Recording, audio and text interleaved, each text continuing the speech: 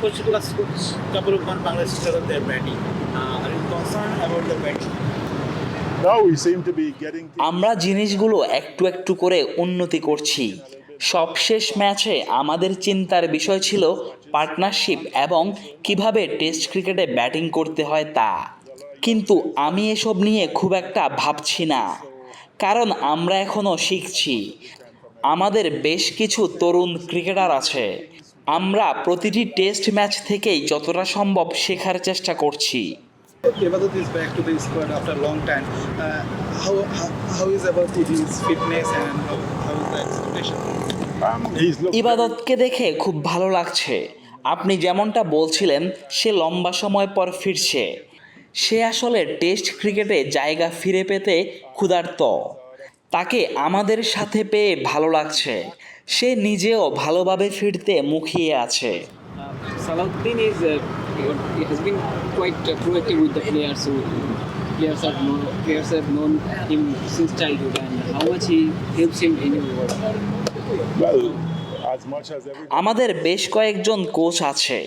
আমরা সবাই চেষ্টা করছি প্রস্তুতিতে নিজেদের জায়গা থেকে সেরাটা নিশ্চিত করতে, কারণ যখন ক্রিকেটাররা মাঠে নেমে পড়ে তখন আমাদের কিছুই করার থাকে না।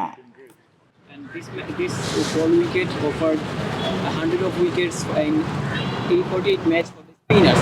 Do you think it will be spinning wicket, and as well as Mushtaq Ahmed working with the guys quite really well? And what do you think? It will help spinners?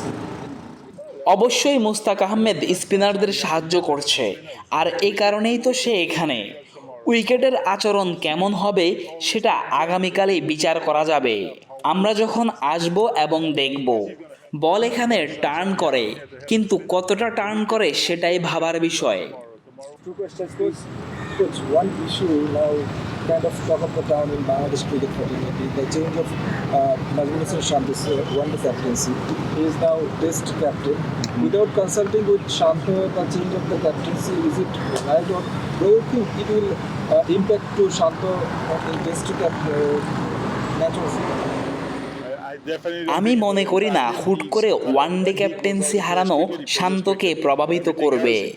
যখন সে মাঠে আসে তখন সে শুধুই ক্রিকেট খেলে, বাকি সব ব্যাপার আসে এর পরে। তো আমি মনে করি না এটা তাকে প্রভাবিত করবে। thank you